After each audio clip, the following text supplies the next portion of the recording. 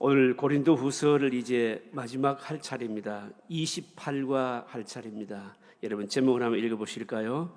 자신을 시험하라. 고린도전서, 고린도후서를 이제 공부를 오늘 다 마치게 되는데요. 여러분들 아시는 대로 고린도전서는 대단히 교리적인 서신이었습니다. 그 문제에 대해서 답을 하는 서신이었고, 고린도후서는 굉장히 사도 바울의 사적인 시시콜콜한 얘기까지도 다 하는 바로 그런 서신이었거든요. 이렇게 서신서를 쓸 수밖에 없었던 이유가 고린도 교회 안에 일어났던 바로 문제 때문입니다. 거짓 사도, 거짓 교사들이 침투해서 바울의 사도권을 부정하고요. 그리고 또 그러면서 발생한 여러 많은 문제들에 대해서 바울이 답을 하는 내용이어서 자랑하고 싶지 않는 내용까지도 언급하면서 바로 말하는 바로 그런 서신이 대단히 개인적인 어떤 사적인 내용이 들어있는 바로 그런 서신입니다. 그래서 이제 이 고린도 서신을 후서를 이제 마감하면서 이 사도 바울에 대해서 좋지 않았던 이 적대감을 가졌고 사도권을 부정했던 그 사람들에 대해서 뭔가 마지막으로 결론을 좀 내려야 되는 바로 그런 부분입니다. 오늘 고린도후서를 마감하면서 이제 그런 부분에 결론을 내리고 있는 부분이거든요. 그래서 제목이 뭔가 하면 자신을 시험하라, 바로 이런 겁니다. 어떤 일에 대해서요, 우리가 그 인생을 걸 만큼 여러분 큰 확신을 가지는 젊은이들이 있거든요. 자기 인생을 다 걸 만큼 어마어마한 확신을 가지는데, 근데 문제는 그 확신이 도대체 어디서 왔느냐라고 하는 것이 여러분 중요합니다.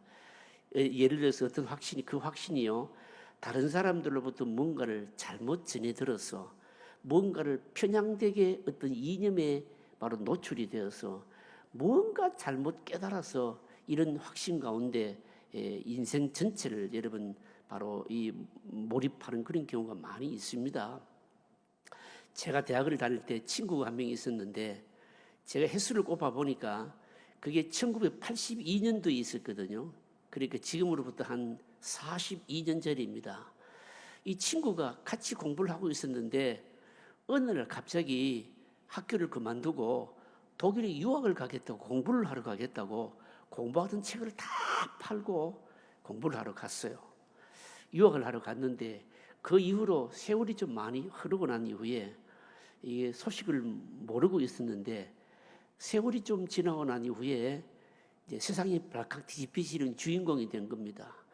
독일에 유학을 가가지고 북한 공작원에게 포섭이 돼가지고 북한에 가서 북한 여자하고 결혼을 해서 다시 남한으로 난파되어 내려온 겁니다. 난파되어 내려왔는데 여러분들 혹시 기억하시는지 모르겠습니다만, 과거에 서강대 박홍 총장이라고 한 그분이 신부가요, 우리나라 주사파에 대해서 폭로를 하지 않았습니까? 그 폭로했을 때 그 폭로의 주인공이 누구였는가 하면 제 친구였어요. 한병훈이라고 하는 바로 친구였는데, 그 주인공, 세상을 떠들썩하게 한 주인공이었어요. 그 이후에 이제 이 친구가 결국 이제 전향을 하게 되었는데, 이제 여러 얘기들 하는 가운데 도대체 몇십 년 전에 왜 그런 일을 저질렀느냐, 그 얘기가 뭔가 하면, 하는 말이 한마디로 얘기하는 게 뭔가 하면 젊은 날의 광기였어, 이렇게 얘기하는 거예요. 젊은 날의 광기였다는 거예요. 무슨 말씀인가 하면, 한번 잘못된 편향된 이념에 심취돼 가지고 자기 인생 전체를 다 거기에 몰입을 했는데, 이게 잘못됐다는 것을 깨닫고 돌아오고 나니까 인생 전체가 다 날아가 버렸다는 거예요. 젊은 날의 그 광기가 한 사람의 인생 전체를 그만 다 허비해버리고 말았던 겁니다. 근데 우리에게 주시는 이제 교훈이 뭔가 하면, 우리가 어떤 생각을 가지거나 뭐에 강한 확신을 가질 수 있으려 한다면 도대체 그 확신이 도대체 어디서 왔는지, 내가 가고 있는 이 길이 정말 바른 길인지라고 하는 것을 늘 점검해 보아야 된다는 거죠. 사실 바울이요, 이 고린도 교회 교인들을 향해서 이 고린도후서 마지막 부분에 우리 교훈하는 부분이 이 부분입니다. 너희들이 진짜 걸어가고 있는 그 길이, 그 신앙적인 길이 참다운 길인가, 바른 길인가 한번 좀 점검해 보라. 이걸 이제 말씀하는 내용이 오늘 본문의 내용입니다. 한번 보도록 하겠습니다. 자, 여러분 본문 이해를 위한 도움만 한번 읽어보실까요? 같이 읽겠습니다. 바울은 고린도 교회의 어떤 사람에 대하여 심각하게 고민을 하고 있습니다. 그 사람은 교회 안에서 중대한 윤리적 범죄를 저지르면서도 회개하려고 하지 않았습니다. 바울은 이 사람의 문제로 가슴 아파하면서 2번이나 찾아가 잘못을 고치도록 충고했지만 그 사람은 받아들이질 않았습니다. 물론 바울이 그 사람을 처벌할 수 있었지만 처벌하는 것만이 능사가 아니라고 생각했습니다. 그래서 그 사람의 약함을 보면서 처벌을 미루고 있었습니다. 바울이 이렇게 한 것은 처벌보다 더 중요한 것은 그 사람이 스스로 깨달는 것이라고 생각했기 때문입니다. 강압적으로 바로잡을 수도 있지만 더 중요한 것은 본인이 그 문제로 충분히 홍역을 치른 후에 스스로 쓰는 것입니다. 이렇게 할 경우 문제에 대한 완전한 치료가 됩니다. 자, 1번 문제 읽어보실까요? 1번 같이 읽습니다. 죄의 내용은 무엇인지 모르지만 이제는 개인적으로 권면하지 않고 공개적으로 그들의 문제를 다루려고 합니다. 바울이 죄를 지은 사람에게 최후 통첩을 하고 있습니다. 무엇입니까? 이렇게 묻거든요. 자, 1절 2절 한번 읽어보실까요? 같이 읽습니다. 내가 이제 3번째 너희에게 가리니 두세 증인의 입으로 말마다 확정하리라. 내가 이미 말하였거니와 지금 떠나 있으나 2번째 대면하였을 때와 같이 전에 죄 지은 자들과 그 남은 모든 사람에게 미리 말하노니 내가 다시 가면 용서하지 아니하리라. 굉장히 강한 의조로 말한 것 같지 않습니까? 바울이 이게 지금 고린도 교회 안에 있는 어떤 어마어마하게 큰 잘못을 저지른 교인이 있는데 사실은 사적으로 벌써 2번이나 권면했다는 겁니다. 그리고 또 3번째 편지도 보내고요. 근데 이번에 가게 되면은 이제는 말마다 증인을 세워서 그 문제에 대해서 문책을 하겠다. 굉장히 지금 이제 음악이 얘기를 하고 있거든요. 이게 지금 말하는 그 의도가 뭔가 하면 개인적으로 이번에 가게 되면 개인적으로 권면하지를 않고 뭐 하겠다는 겁니까? 공개적으로 너희들이 그 사람의 문제를 다루겠다. 바로 이 뜻입니다, 여러분요. 이제 바울이 여러분 이 말이 우리에게 중요한 교훈이 되는데 무슨 교훈을 주는가 하면요. 교회 안에서 잘못을 저지른 사람 아니면요 교회 안에서 어떤 죄를 지은 사람에 대해서 이걸 우리가 어떻게 다루어야 될 것인가라고 하는 부분이 있어서 우리에게 중요한 통찰력을 아주 좋은 인사이트를 우리에게 제공한다는 점에 있어서 이 말씀은 여러분 의미가 있는 겁니다.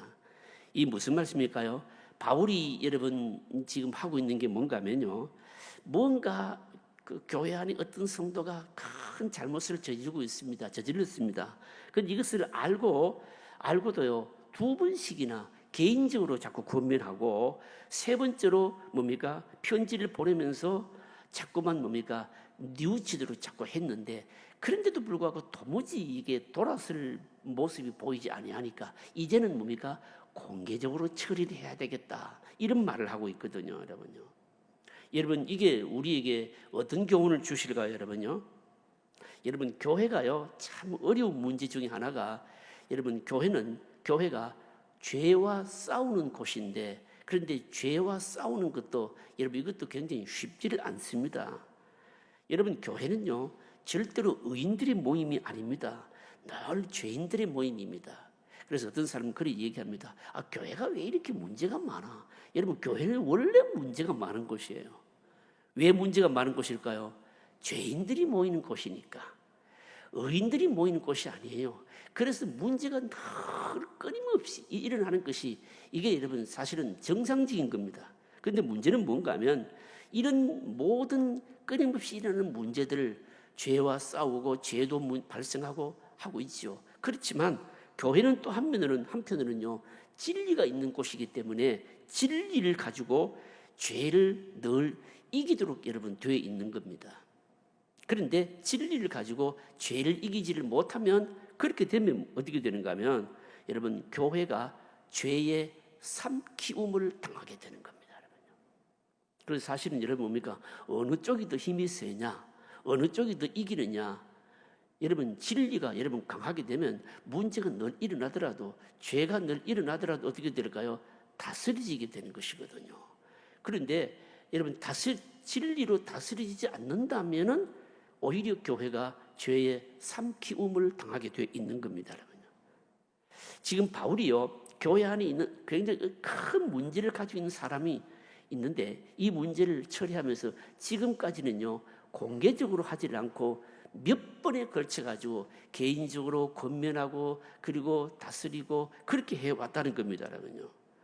여러분 어떤 문제가 있을 때 곧 바로 공개적으로 딱 처리를 하지 않고 이렇게 개별적으로 개인적으로 몇 번이나 권면하고 그래도 안 되니까 공개적으로 이번엔 처리하겠다. 이 바울의 이 방식이 우리에게 바로 중요한 교훈을 주신다라고 하는 겁니다. 여러분 어떤 면에서 여러분 교훈을 주실까요, 여러분요? 여러분 생각해 보십시오. 만약에 교회 안에 어떤 죄인이 있다, 잘못을 저지른 사람이 있다. 그렇다고 해서 잘못을 저지르거나 죄를 저지르겠다고 해서 그때마다 막 공개적으로 다 처리하게 되면 여러분 남아날 사람이 여러분 누가 있겠습니까, 여러분요? 아무도 남아날 사람이 없어요, 여러분요. 그래서 어떻게 하는 게 좋을까요? 처음에는 뭡니까? 처음에는 이것이 공개적으로 하지 말고 스스로 돌이키도록 자꾸 권면하고 가르치기도 하고 깨우치기도 하고 그렇게 해야 된다는 겁니다. 그런데 중요한 게 뭘까요? 중요한 게 뭔가 하면 다 그렇게 하느냐? 다 그냥 개별적으로만 권면하고 그냥 기다리고 다 그리 해야 되느냐? 그건 아니라고 하는 거죠, 여러분요. 여러분 우리가 어떤 사람이 여러분 의사들이 여러분 병을 다룰 때도 여러분 병의 종류에 따라서 다르게 다루죠. 예를 들어서 어떤 사람이 병이 났습니다. 근데 병이 났는데 그 병이 만약에 전염병이라고 하면 어떻게 해야 됩니까? 전염병이라고 하면 바로 격리를 해야 되는 거예요. 예를 들어서 어떤 사람이 죄를 저지르는데 그 죄가 그 잘못이 그냥 공동체에 치명적으로 영향을 딱 미치는 일이다라고 생각하면 그건 어떻게 해야 됩니까? 개인적으로 권면할 일이 아니고 어떻게 해야 돼요? 그거는 바로 공개적으로 처리를 해야 되는 거예요. 왜 그럴까요? 전염성 때문에 그런 겁니다. 전염성이 없다면 어떻게 해야 됩니까? 전염성이 없다면 권면하고 가르치고 그리고 어떻게 됩니까? 기다리고 그리고 스스로 깨닫고 쓸 수 있도록 자꾸만 기회를 줘야 되는 겁니다. 만약에 그렇지 않는 것이라고 한다면 어떨까요? 그거는 공개적으로 해야 된다는 겁니다. 그런데 바울이 이 부분에 있어서 굉장히 뭡니까? 굉장한 통찰력을 가지고 있었다는 거죠. 고린도 교회 안에 지금 문제를 일으킨 이 사람이 벌써 고린도 교회 교인들도 알고 있었고 바울이 개인적으로만 이렇게 권면하는 이유는 이거는 고린도 교인들에게 어떤 폭발성을 가진 전염성을 가지는 이미 교인들이 알려져 버린 것이기 때문에 굳이 공개적으로 처음부터 이렇게 바로 책망하거나 처리할 필요가 없었다는 거죠. 그런데 문제가 뭔가 하면 개인적으로 한 번, 두 번, 세 번째 편지를 보냈으라도 이렇게 했으라도 도무지 돌이킬 마음이 없으니까 이제는 내가 가게 되면 어떻게 하겠다는가요? 공개적으로 뭡니까? 말마다 다 증거를 세워서 이것을 바로 처단하겠다. 여러분 우리가 이 부분에 있어서 아주 중요한 교훈을 여러분 얻어야 됩니다.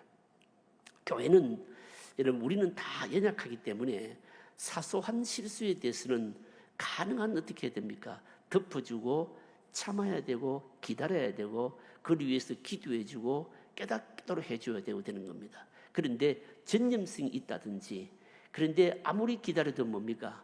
오히려 돌아올 기미가 전혀 없이 공동체에 악영향을 끼친다든지 그렇게 할 경우에는 그때는 어떻게 됩니까? 공개적으로 처리를 해야 되는 겁니다. 여러분 이것은 교회도 교회지만 우리 교회 안에서 뭐 전도회나 또 아니면 작은 그룹마다 여러분 이런 일들은 다 여러분 적용되는 겁니다, 여러분요. 이런 그래서 우리가 어떤 사람들의 실수나 부족함이나 잘못을 보고요 처음부터 자꾸 떠들썩하게 하는 것은 그것은 바람직하지 못합니다. 그는요. 바람직하지 못하고 기다려주고 기도하고 깨닫고 그리고 뭡니까 권면해주고 이 과정이 꼭 필요하다는 겁니다. 그러나 사안에 따라서는 뭡니까 처음부터 바로 공개적으로 해야 될 일들도 있다라고 하는 거죠. 그 다음 문제 읽어보십시다. 2번 같이 읽어보실까요? 2번 같이 읽습니다. 교회에서 남을 판단할 때 기다리며 권면해야 할 것인가 아니면 속히 처리할 것인가 하는 것은 다른 사람에게 미치는 전념성이 기준이 됩니다. 이미 공개된 죄는 기다려주는 것이 좋지만 사람의 세상을 파고들어 은밀하게 좋지 않는 영향을 미칠 때는 단호하게 빠르게 처리해야 됩니다. 바울의 주장이 무엇입니까? 바울의 주장이 무엇인가? 자, 3절 4절 읽어보실까요? 같이 읽겠습니다. 이는 그리스도께서 내 안에서 말씀하시는 증거를 너희가 구함이니 그는 너희에게 대하여 약하지 않고 도리어 너희 안에 강하시니라. 그리스도께서 약하심으로 십자가에 못 박히셨으나 하나님의 능력으로 살아계시니 우리도 그 안에서 약하나 너희에 대하여 하나님의 능력으로 그와 함께 살리라. 여러분, 이게 3절 4절이 뭘 말하는지 아시겠습니까? 성경을 읽기는 읽었는데 이게 무슨 말인지, 이게 이 묻는 문제하고 답하고 이게 지금 무슨 말씀인지 얼른 여러분 와닿지는 않을 겁니다. 여러분요. 여러분, 사람에게는요 약한 부분이 있고 강한 부분이 다 있잖아요. 여러분요. 여러분, 예를 들어서 이런 거 아니겠습니까? 보통 자기에게 잘 대해주는 사람에 대해서는 어떻습니까? 약하지요, 그죠? 그러나 예를 들어서 또 그 자기를 공격하는 사람들에 대해서는 어떨까요? 굉장히 강하게 반응하는 겁니다. 여기 오늘 본문 말씀 보시면 너희에 대하여 약하지 않고 도리어 너희 안에서 강하시리라. 강하다, 이 무슨 말씀인가 하면 여러분, 예수님도요 강한 부분이 있고 약한 부분이 있다는 거죠. 여러분요. 여러분, 예수님이 우리를 대하실 때 예수님이 우리에 대해서 약한 부분이 뭘까요? 약한 부분이 뭔가 하면 이런 게 약해요. 여러분, 우리가 아무리 죄를 많이 지어도 아무리 연약한 것이 많다 할지라도 여러분, 우리가 예수님 앞에 하나님 앞에 늘 엎드리고 회개를 하게 되면 아무리 죄를 수없이 많이 지어도 예수님께서 회개하는 사람에 대해서는 어떨까요? 용서해 주신다. 그게 약한 거예요, 여러분요. 우리가 아무리 큰 잘못을 저지른다 할지라도 수없이 많은 죄를 저지른다 할지라도 늘 주님 앞에 회개를 잘하고 엎드리게 되면 예수님은, 하나님은 그런 문제에 대해서 여러분 우리에게 강하게 대하지를 않으세요. 우리가 회개를 하게 되면 예수님은 우리에게 대해서 한없이 약하신 분이에요. 그러나 우리가 죄를 짓고 깨닫지도 못하고 돌이키지도 않고 회개하지도 않고 끝까지 뻗치고 이러면은 예수님은, 하나님은 우리에 대해서도 어떨까요? 굉장히 약할까요? 강할까요? 강하신 거예요. 지금 그 얘기하는 거예요. 이 3절 4절의 말씀이 바로 여러분 그런 의미인 겁니다. 여러분요. 3절에 보시면요 의미 있는 말이 뭔가 하면 3절 초반절에 보시면 이런 그리스도께서 내 안에서 말씀하시는 증거를 너희가 구함이니, 그리스도께서 내 안에서 말씀하시는 증거를 너희가 구한다? 이게 무슨 말씀인가 하면요, 이 고린도 교회 교인들이요 바울의 사도권을 부정하고 이거 죄를 저질렀고 못된 사람들이요 바울에게 늘 하는 말이 뭔가 하면 너가 하는 말이 진짜 예수님이 너에게 하시는 말씀인지 어떻게 알 수 있는지 증거를 대라, 이 말이거든요. 여러분요. 여러분, 이건 무슨 말씀입니까? 이거는요 깨닫지도 않고 회개하지도 않고 돌이키지도 않고 자꾸만 말씀을 전하는 이 사도에게 당신이 사도도 아니야 라고 거부하고 말씀도 거부하면서 너 안에서 너의 하는 그 말이 예수님으로부터 온 말인지 증거가 뭐냐 이러면서 회개하지 않고 뻗친다는 거예요. 여러분요. 이런 사람들에 대해서는 어떻게 하겠다고요? 이런 사람들에 대해서는 하나님, 이런 사람들에 대해서는 끝까지 고집을 부르는 자에 대해서는 두말하지 않고 두려워하지 않고 처단하겠다. 이 3절 4절의 말씀이 바로 이런 뜻이에요. 이런 뜻입니다. 여러분. 결국 여러분 뭘 말하는 것일까요? 여러분, 우리가 진짜 하나님의 은혜를 얻고 하나님의 복을 누릴 수 있는 여러분 길이 뭔가 하면 우리는 다 실수도 많고 연약함도 있고 심지어는 여러분 뭡니까? 때로는 여러분 어떤 때는 영적으로 많이 침체되어서 죄를 저지르기도 하고 여러분 우리는 다 그렇습니다. 여러분요. 그런데 그때마다 여러분 우리가 깨달을 때마다 뭡니까? 주님께, 하나님께 우리의 심령을 있는 그대로 부복하게 된다면 용서받지 못할 것이 없고 여러분 아무런 문제 없어요. 여러분요. 그런 우리들의 모습에 대해서는 주님이요, 하나님이 너무너무 약하셔가지고 한 번이 아니라 수십 번, 수백 번이라도 다 받아주시고 용서해 주시는데, 그런데 이 고린도 교회 교인들 가운데 이 못된 자들은요, 그러지를 못했다는 겁니다. 너가 하는 그 말이 바로 하나님의 말씀이냐, 증거를 대라 하면서 끝까지 말씀도 거부하고 사도권도 부정하고 그러면서 고집을 부리면서 회개하기를 거절하고 뻗쳤다는 거죠. 이런 너희들에 대해서는 바로 과감하게 처단하겠다. 이 3절 4절 말씀이 이 말씀이에요, 여러분요. 여러분, 그래서 여러분 하는 말이 있지 않습니까? 죄 때문에 여러분 지옥 가거나 멸망 가는 사람은 없습니다, 여러분요. 뭐 때문에 그럴까요? 회개하지 않아서 지옥 가는 거죠, 여러분요. 여러분, 우리가 하나님의 은혜를 왜 못 받느냐? 하나님의 은혜가 뭐 부족하고 여러분 그런 게 아닙니다. 중요한 게 뭘까요? 우리 바로 심령의 자세죠, 여러분요. 우리가 늘 우리 연약함, 부족함이 있지만 그 연약함 있는 그대로를 뭡니까? 가지고 주님 앞에 보이기를 원하는 것. 그렇다면 주님은 우리에 대해서 한없이 약하신 분이시다는 겁니다. 다 받아주시고 용서해 주시는 분이시다. 바로 이겁니다. 그 다음 문제 보실까요? 3번 문제입니다. 3번 같이 읽으실까요? 같이 읽습니다. 사람이 자신을 본다는 것은 참으로 어렵습니다. 자기에게는 들보 같은 것이 있으면서도 다른 사람들의 티를 보고 문제를 삼는 것을 보면 자신을 본다는 것이 이처럼 어렵다는 것을 새삼 깨닫게 됩니다. 만약 우리 자신이 자신을 객관적으로 잘 보고 평가할 수 있다면, 그리고 그것을 잘 수용하는 자라면 훌륭한 사람입니다. 믿음 생활도 마찬가지입니다. 하나님 앞에서 자신을 객관적으로 평가하고 하나님 앞에 순간순간 설 수 있다면 남달리 하나님의 음성을 들을 수 있을 것입니다. 믿음 생활에 있어서 자신을 말씀으로 돌아보고 기도로 하나님 앞에 나아가는 것이 중요합니다. 여기서 성경이 강조하는 것이 무엇입니까? 5절 성경이 강조하는 게 뭐냐? 5절 같이 읽어보실까요? 너희는 믿음 안에 있는가? 너희 자신을 시험하고 너희 자신을 확정하라. 예수 그리스도께서 너희 안에 계신 줄 너희가 스스로 알지 못하느냐? 그렇지 않으면 너희는 버림받은 자니라. 버림받은 자니라. 그러면서 그 보시면요, 그 성경 문제를, 그 성경 구절을 두 구절을 지어놨어요. 시편 26편 2절하고 고린도전서 10장 12절하고 오늘 이 5절 말씀과 관련된 성경 구절입니다. 제가 한번 읽어보실까요? 시편 26편 2절 같이 읽겠습니다. 여호와여, 나를 살피소서. 시험하사 내 뜻과 내 양심을 단련하소서. 자, 그 다음에 또 고린도 전서 10장 12절 너무 잘 아시는 말씀입니다. 그런즉 선질로 생각하는 자는 넘어질까 조심하라. 이게 5절 말씀과 맥락을 같이 하는 말씀이거든요. 너희는 믿음 안에 있는가? 너희 자신을 시험하고 너희 자신을 확정하라. 여러분, 이게 무슨 말씀입니까? 여러분, 이건요 사실은 폭탄과 같은 말씀입니다. 여러분요, 예를 들면 이런 말씀 아니겠습니까? 어떤 사람이요 자기 자신은 믿음이 굉장히 건강하고 믿음 생활 참 잘하고 있고 열심히 신앙생활을 하고 있다고 생각하고 있는데, 그런데 누군가가 그런 사람을 향해서 하는 말이 당신 진짜 믿음 있나요? 당신 진짜 믿음 있습니까? 이렇게 물으면 어떨까요? 충격이죠, 여러분. 이 5절 말씀이 그런 말씀이에요.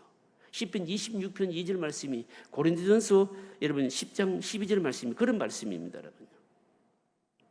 무슨 말씀인가 하면,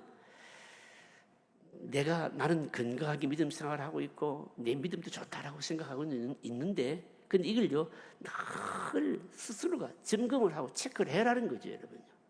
그렇지 않으면 어떻게 된다는 겁니까?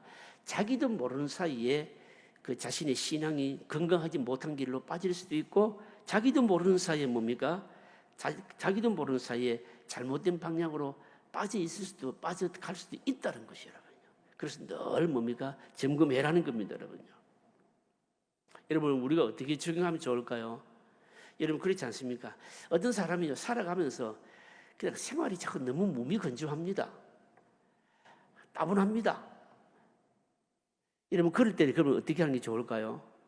어떻게 하는 게 좋은가 하면, 지금 자기가 생활하고 있는 이 생활 환경에서 잠시 한번 벗어나 보는 거죠. 뭐 여행을 간다든지 아니면 어떻습니까? 환경을 좀 바꿔본다든지 그러면서 내가 이렇게 살아도 되나? 이런 식으로 뭡니까? 자신의 삶을 뭡니까? 한번 체크하지 않습니까? 그런 것이 필요하잖아요. 영적으로도 여러분 똑같습니다. 영적으로도 마찬가지입니다.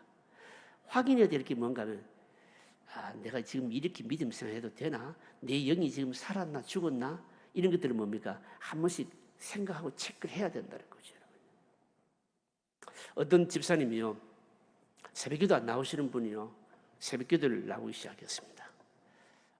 목사는 좀 겁이 좀 덜컥 나가지고 저 집에 좀 뭔 일이 있었나 보다 싶어가지고 새벽기도를 꾸준히 나오시니까 뭐 큰 기도 제목이 있나 싶어서 이제 전화로 이제 한번 신방을 해보죠. 이제 그분이 하신 말씀이 뭔가 하면, 목사님 제가 한 달 동안 제가 작전 기도를 하기로 했습니다. 그럼 뭐 때문에 작전 기도를 하나요? 무슨 큰 기도 제목이 있으신가요? 큰 기도 제목이 있어서가 아니라 내가 이렇게 신앙생활에서 되나 싶어서 좀 내가 기도 좀 하려고요. 여러분 그런 얘기 들으면 어떻습니까? 목사가요, 안도의 한숨을 쉬면서 뭡니까? 기쁘죠 이게요. 여러분 그런 마음 자세가 여러분 굉장히 건강한 거 아니겠어요 이게, 그죠? 아무 일 없지만 내가 이렇게 신앙생활 해도 되나? 내가 영적으로 혹시 죽은 거 아닌가? 그러면서 한 달 동안 작전 기도하기로 했다는 거예요, 여러분요. 우리에게 늘 이런 게 늘 필요한 겁니다, 여러분요. 필요한 겁니다, 여러분요. 아무 일 없다고 여러분 다 좋은 게 아니고요. 하나님께서 막 평안을 주실 때일수록 어떻습니까? 내가 이렇게 믿음 생활해도 될까? 이렇게 점검해 보아야 된다는 겁니다. 바울이 하는 말이 5절 말씀이 바로 그 말씀입니다, 여러분. 그 말씀입니다. 그런데도 불구하고 우리는 어떻습니까? 꼭 무슨 일이 있어야 대책을 세우잖아, 그죠, 여러분요? 이게 무슨 일이 있고 난 이후에 대책 세우지 말고 뭡니까? 일이 있기 전에 뭡니까? 깨닫고 여러분 내 영적인 건강함을 여러분 유지한다면 훨씬 건강한 믿음 생활이죠. 그 다음 문제 보십시다. 자, 몇 번 할 차례인가요?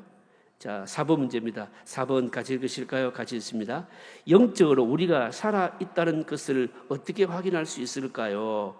다음의 차원에서 나누어 봅시다. 이 적용 문제거든요. 영적으로 살아있다는 것을 어떻게 확인할 수 있겠는가? 다음의 차원 뭔가 하면요. 첫 번째 뭡니까? 기도. 두 번째 뭡니까? 말씀. 세 번째 뭡니까? 다른 그리스도인과의 교제. 자, 여러분 그렇습니다. 자, 여러분 보십시다. 그러면 여러분 기도가 우리가 영적으로 살아있다는 것을 기도를 통해서 어떻게 확인할 수 있을까요, 여러분요? 어떻게 확인할 수 있을까요? 여러분 기도는요, 우리가 너무 많이 들어서 알고 있잖아요. 기도는 뭡니까? 영어에 뭐라고 얘기합니까? 호흡이라고 얘기하잖아요, 그죠? 근데 내가 믿음 생활하면서 어느 날 기도가 잘 안 된다. 기도가 막힌다. 기도를 하는데 집중이 안 되고 형식적이 되고 기도를 하는데 자꾸만 잡념이 생기고 어쨌든 기도가 안 된다. 이러면 여러분 그건 뭘 의미하는 걸까요? 좀 생각해 보세요. 기도가 안 된다. 어떤 분이 그래요. 평생 믿음 생활 하신 분인데 목사님 요즘 기도가 잘 안 된대요. 그럼 답이 뭔가요? 답이 뭘까요, 여러분? 기도가 안 된다. 기도가 안 된다라고 하는 것은 뭔가 하면 일단 기도가 중단된다라고 하게 되면 죄가 들어왔을 가능성이 많고 그 심령이 어떻습니까? 이미 뭡니까? 영적이지 않는데 더 많이 몰입되어 있다는 것이거든요, 여러분요. 그래서 기도가 안 된다라고 하면 일단 영적으로 건강한 건 아니에요, 이게요. 그러면 기도가 안 된다 그러면 어떻게 됩니까? 얼른 자기가 뭡니까? 나 요즘 영적인 상태가 건강하지 못하구나. 더 긴장을 해야 되는 것이죠. 텐션, 더 긴장을 해야 되는 겁니다, 여러분. 그래서 여러분 기도는 뭡니까? 나의 영적인 상태를 점검할 수 있는 뭡니까? 좋은 뭡니까? 기준이 되는 거예요. 그 다음에 또 뭡니까? 뭐라고 말합니까? 말씀이라고 말합니다. 말씀. 우리가 영적으로 살아있다는 것을 어떻게 확인할 수 있겠는가? 말씀과 관련해서 어떻게 확인할 수 있을까요, 여러분요? 한번 얘기해 보십시오, 여러분요. 생각해 보십시오. 여러분 성경은 진짜 여러분 참 맛이 있거든요. 여러분요. 말이 이상합니까? 성경은 여러분 하나님의 말씀은요 굉장히 맛있어요. 이게요. 제 말이 아니고 성경이 말하잖아요. 송이 꿀보다 더 달다고 얘기하잖아요. 특히 하나님의 말씀은 이게 말입니다. 적용이 되었을 때는요 너무너무 맛있는 거 이게요. 적용이 된다는 말은 무슨 말입니까? 말씀이 뭡니까?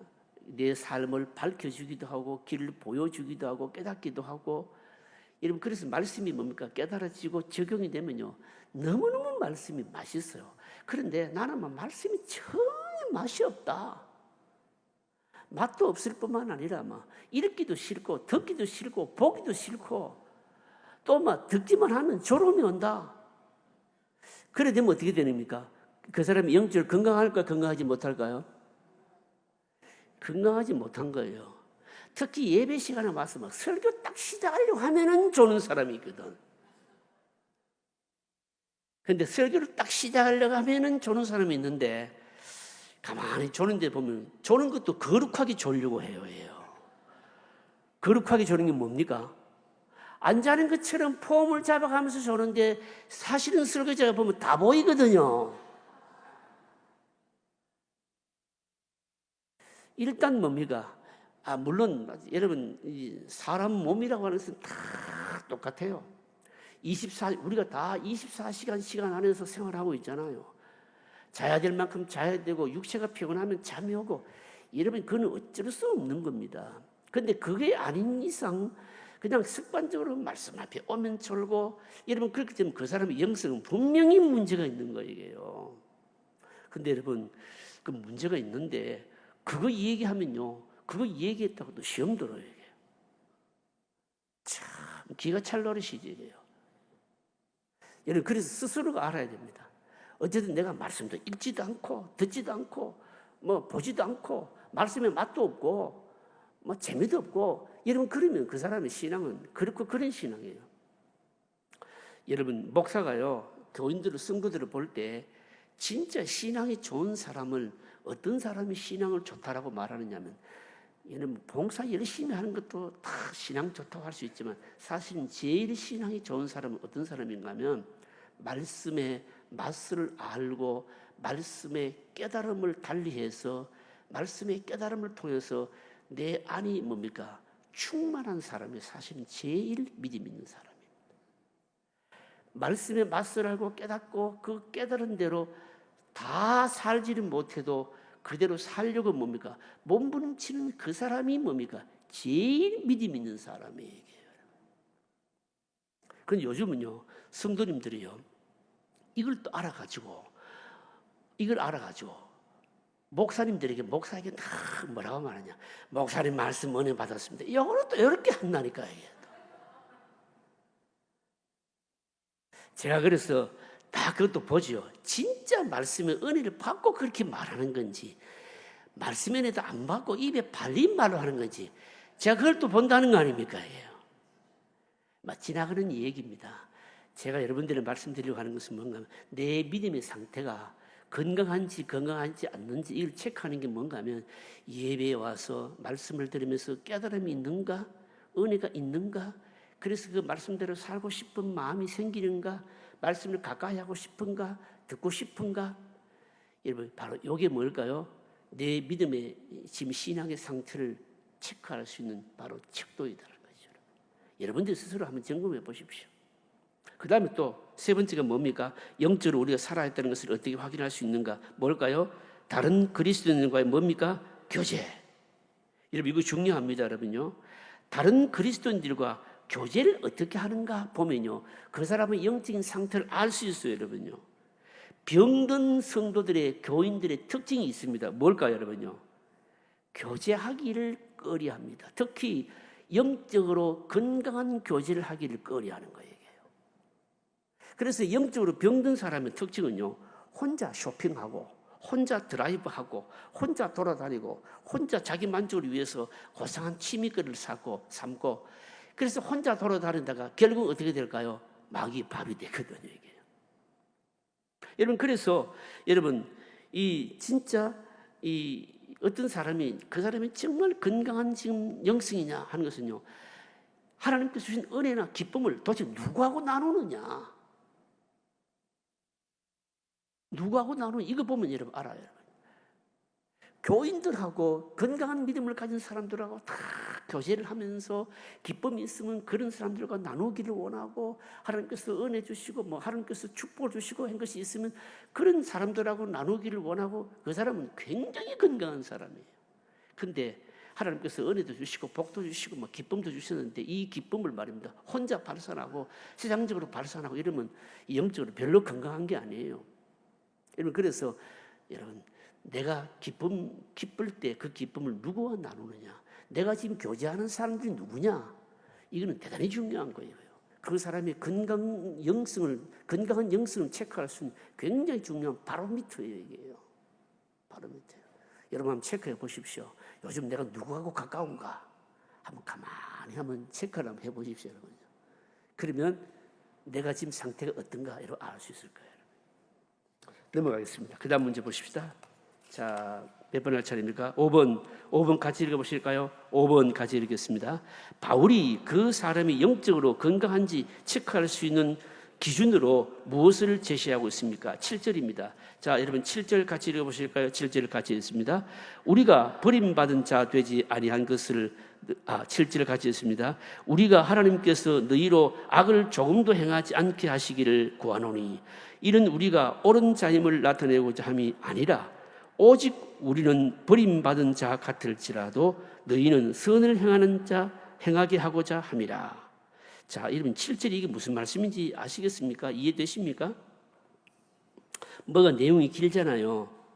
이게 지금 바울이 7절을 통해서 말하고자 하는 핵심이 뭔가 하면요, 하반절에 있어요. 오직 우리는 버림받은 자 같을지라도 너희는 선을 행하게 하고자 함이라. 이게 무슨 말씀인가 하면요, 바울은요 자신이 고린도 교인들로부터 인정도 받지 못하고 뭐 사도다 아니다, 인정도 받지도 못하고 버림받아도 좋으나, 그러나 너희는 선한 일을 행하며 그리스도 안에서 바로 설 수 있다면 나는 바라는 게 다른 게 없다, 이런 말이에요. 이게요. 그럼 바라는 게 없다, 꼭 너희들이 해야 할 수 있기를 바라는 게 뭘까요? 그게 뭔가 하면요, 바로 선을 행하기를 원한다. 깨닫고 지금 너희 잘못된 길로 가고 있는 길에서 돌이키고 선한 길을 행하기를 원한다. 이걸 지금 바라고 있는 겁니다, 여러분. 오늘 본문에는 없지만 여러분 베드로전서 1장 17절에 유명한 말씀을 하십니다. 외모로 보시지 않고 행위대로 판단하시는 이라고 말씀합니다. 외모로 보시지 않고 행위대로 판단한다. 이 말씀은 행위 구원을 말씀하시는 것이 아니고요, 행한 대로 갚으시는 하나님의 성품에 대해서 말씀합니다. 이게 무슨 말씀인가 하면요, 하나님은 이방신과 같이 인과응보의 신은 아닙니다. 그러나 우리가 행한 것에 대해서는 행한 것에 따라서 하나님께서 반드시 행한 대로 뭡니까? 다 갚으시는 분이십니다, 여러분요. 무슨 말씀인가 하면, 사도 바울이 보았을 때 그동안에 이 고린도 교인들은요, 거짓 사도의 꾀임에 넘어가서 편벽되이 행하고 하나님께서 기뻐하지 아니하시는 방향으로 어떻습니까? 사도를 공격하고 복음을 회방하고 너무 많이 그랬다는 겁니다, 여러분요. 너무 터무니없는 것으로 바로 바울의 사도권을 의심하고 부정하고 거역했습니다. 이런 것들을 바로 돌아보라는 겁니다. 결국 이런 것들은 전부 다 복음이 막히게 하는 것이고요, 이런 것은 뭡니까? 결국은 사단만 좋게 하는 것이라고 하는 겁니다. 그래서 이런 것들로부터 돌아서고, 이제는 너희들이 나를 거짓 사도라고 하든지 말든지 내가 너희들로부터 인정을 받고 안 받고 그게 문제가 아니라, 이제는 너희들이 돌아서서 하나님께서 기뻐하시는 선한 일을 행하라. 내가 더 이상 바라는 것은 이것 이외에는 없다, 이렇게 말하고 있는 거예요, 여러분. 바울이 이 말 속에는 어떤 의미가 들어있을까요? 바울은요, 이 말 속에는 어떤 의미가 들어있는가 하면, 바울이 봤을 때, 지금까지 봤을 때 고린도 교인들은요, 도무지 영성이 건강하지 못하고, 그리고 바른 성령의 역사가 너희들에게 작동하지 않고 있다, 이런 의미로 지금 말하고 있는 겁니다, 여러분. 우리에게 어떤 교훈을 주실까요, 여러분요? 어떤 교훈을 주실까요? 여러분, 우리가 어떤 사람이요, 어떤 일을 하는데, 어떤 행동을 하는데 그게 분명히 잘못된 것인데 다른 사람들이 봤을 때, 보편적으로 봤을 때 누가 봐도 그런 잘못된 것을 다른 사람들 다 아는데 자기만 그것이 잘못된 길인 줄 모르고 끝까지 뻗치고 고집하고 그런 사람이 있거든요. 그런 사람들은 뭡니까? 어떤 의미인가 하면요, 이미 그 안에 영이 뭡니까? 하나님의 영이 뭡니까? 다 죽어버린 거예요. 이게요. 하나님의 영이 죽지 않고서는요, 그런 잘못된 일을 하면서도 한두 번도 아니고 그 잘못된 일을 끝까지 하면서 도무지 깨닫지 못한다는 것은 하나님의 영이 거의 다 죽은 거예요. 여러분, 이건 잘 관찰해 보셔야 돼요. 나도 관찰해야 되지만 내가 같이 신앙생활하고 있는 교회 안에 있는 다른 사람들을 보면서도 여러분 관찰하고 교훈을 얻으셔야 돼요. 그런 사람들에 대해서는, 그런 행위에 대해서는요, 우리가요, 말이 어디까지 튀어나오는가 하면 완전히 뭡니까? 거짓 영에, 잘못된 영에 사로잡힌 게 거의 확실합니다. 그럼에도 불구하고 우리가 입을 열지는 않죠. 입을 열지는 않는데 다른 사람들은 다 깨닫는데 본인만 못 깨닫는 거예요. 다른 사람들은요, 저게 지금 마귀가 하는 짓 아니고는 도저히 할 수 없는 짓을 계속하거든요. 그런 은행을 계속하거든요. 그런데 다른 사람들은 다 그걸 아는데 본인만 못 깨닫는다는 거예요. 그 정도 되면 뭔가요? 그 사람의 영은 이미 다 죽은 거거든요. 바울이 고린도 교회 교인들을 봤을 때 이걸 지적하고 있는 거예요. 사실은 바울의 이 말은 굉장히 무서운 거예요. 여러분, 사람이 말입니다, 일시적으로 침체될 수도 있고, 그리고 영적으로도 혼탁해질 수도 있어요. 여러분요.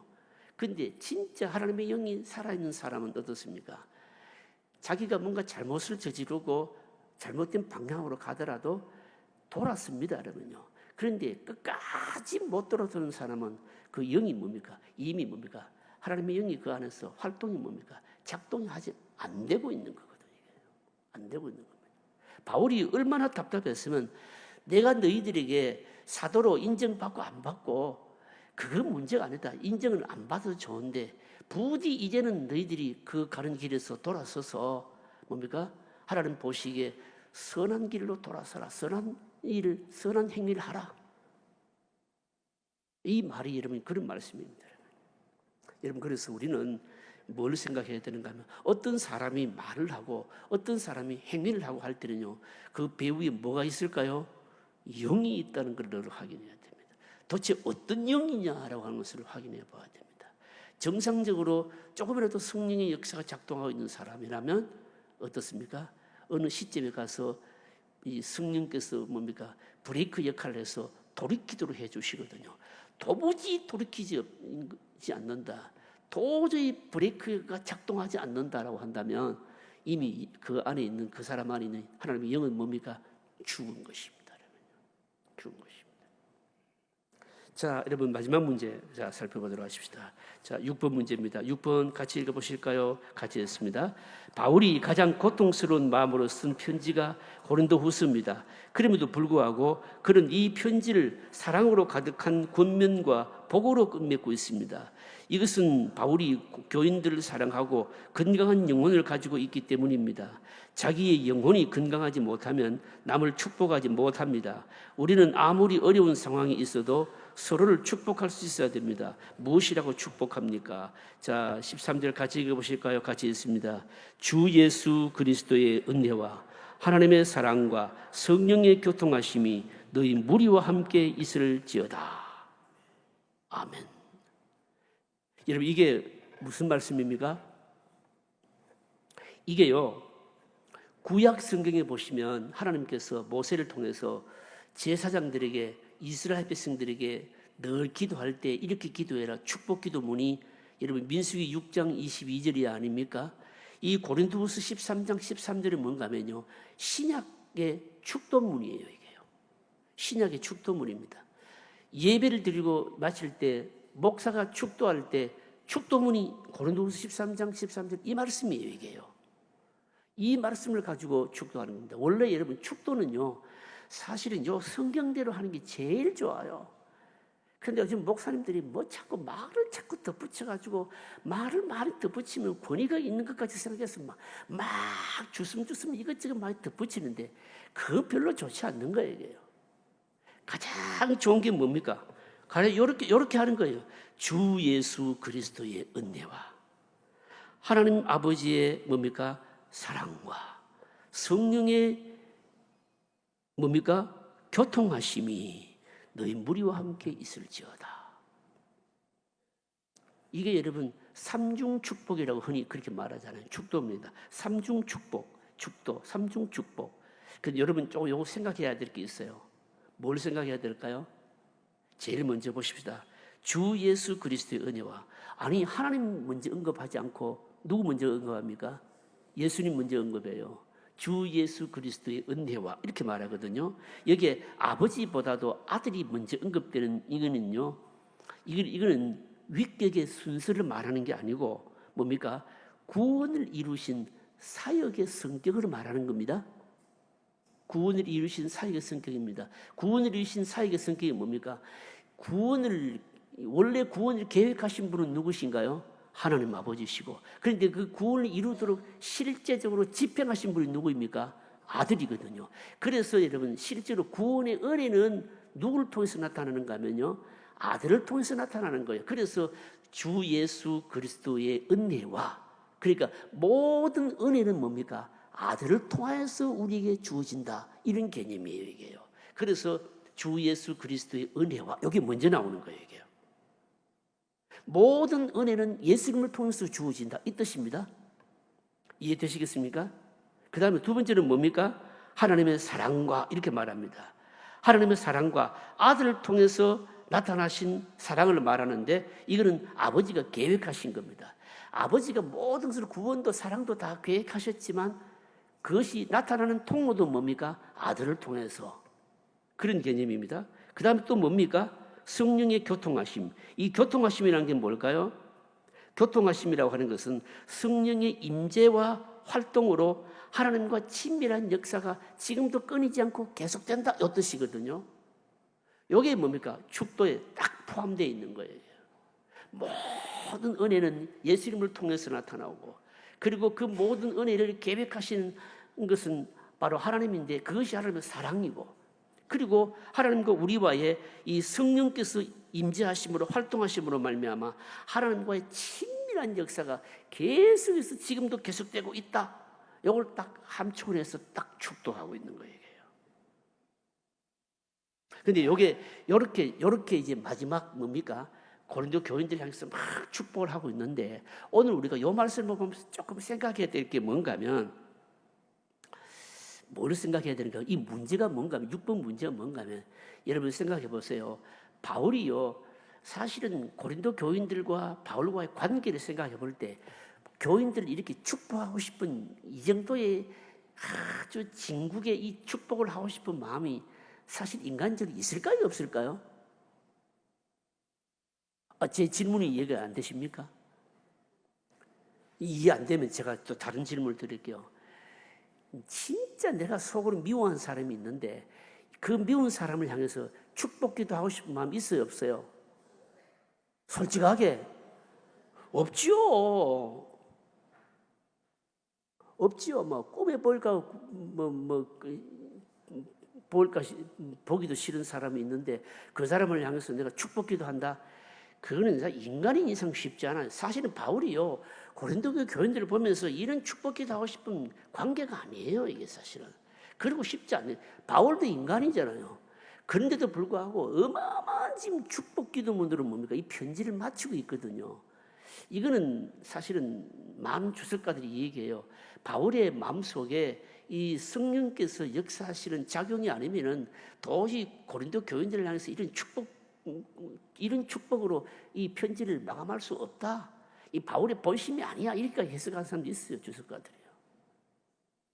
이걸 우리가 여러분 배워야 된다는 겁니다. 이게 여러분 쉬운 일이 아닙니다, 여러분요. 우리 같으면요, 이 고린도 교인들에게 축복은 그냥 막 저주를 막 퍼붓지 않겠습니까? 그냥. 그런데도 불구하고 뭡니까? 어마어마한 축복을 하고 있는 거거든요, 여러분요. 바울과 개인적인 관계를 고려해 볼 때, 여러분 성령이 그 안에서 작동하지 않고는 이런 축복을 할 수가 없는 거죠, 여러분요. 이게 여러분 우리 무슨 교훈을 주시는 겁니까? 여러분 우리도 이래야 된다는 거죠. 여러분 우리가 다른 사람을 축복하는데 나하고 꼭 관계가 좋은 사람 좋아야만이 축복한다? 여러분 그렇게 하지 말고 나하고 관계가 안 좋아도 내가 조금 미워도 그 사람을 위해서 뭡니까? 축복하게 되면 누가 좋을까요? 내가 좋지. 나에게 그 사람이 사실은 뭡니까? 그 사람이 축복을 받고 못 받고 하는 건 뭡니까? 그건 내 소관이 아니잖아요, 이거요. 그건 하나님의 소관이에요, 여러분. 그래 생각하고 막 축복이 그 사람이 임할지 안 임할지는 모르겠지만 내가 미워하는 사람도 관계가 안 좋은 사람도 어쨌든 축복하는 것이 나에게 뭡니까? 유익이고 복이라는 것이죠, 여러분요. 바울을 통해서 얻을 수 있는 교훈이 여러분 이겁니다. 여러분 그래서 막 미운 사람도 축복하십시오. 막 그냥 꼴 보기 싫은 사람들 여러분 그 사람들 위해서 기도해 주세요, 여러분. 기도해 주시고요. 그냥 막 별로 그냥 나하고 관계가 안 좋아도 여러분 뭡니까? 기도해 주실 때 언급해 주시고 긍휼히 여기시고 여러분 그게 뭡니까? 나에게 복이라는 것이죠. 이렇게 해서 뭡니까? 고린도서신을 마치고 있습니다. 고린도 교인들이 별난 교인들이었거든요. 문제 많은 교인들이었거든요. 그런데도 불구하고 축복하고 마치고 있습니다. 바울을 통해서 배워야 할 겁니다. 결론적인 정리 읽어보십시다. 결론적인 정리 같이 읽으실까요? 아무리 개인적인 관계가 좋지 않더라도 남을 축복할 수 있는 마음을 가진 것은 성령이 주신 마음이고 복된 자입니다. 그 사람이 복을 받을 것이 있건 없건 그것은 우리의 소관이 아닙니다. 이 점을 우리는 바울을 통해서 본받아야 합니다. 그리고 그것이 영혼을 살리는 길이며 자기도 사는 길입니다. 입에 저주를 담고 있는 사람은 그 영에 심각한 문제가 있습니다. 서로가 축복하십시다. 여러분 기도하실까요?